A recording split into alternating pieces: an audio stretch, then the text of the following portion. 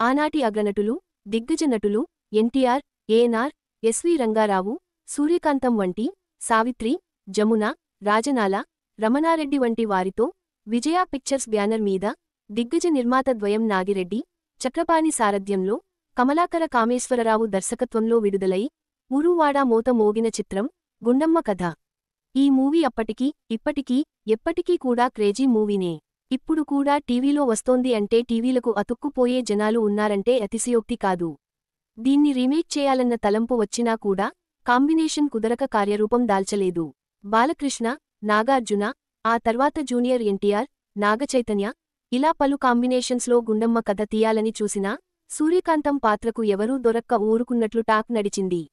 అప్పట్లో స్టార్ హీరోలుగా ఉన్న ఎన్టీఆర్, అక్కినేని నటించిన ఈ మూవీలో ఎన్టీఆర్ నిక్కరు వేసుకుని నటించి మెప్పించారు. తీరా సినిమా పూర్తయ్యాక ఎన్టీఆర్ని నిక్కరులో చూస్తే జనం తిరగబడతారేమోనని విజయా సంస్థ నిర్వాహకులు భయపడ్డారట.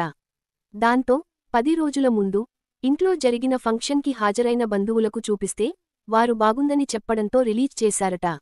అప్పట్లో బ్లాక్ బస్టర్ అయింది. ఈ విషయాన్ని ప్రముఖ మాటల రచయిత పరుచూరి గోపాలకృష్ణ వెల్లడించారు.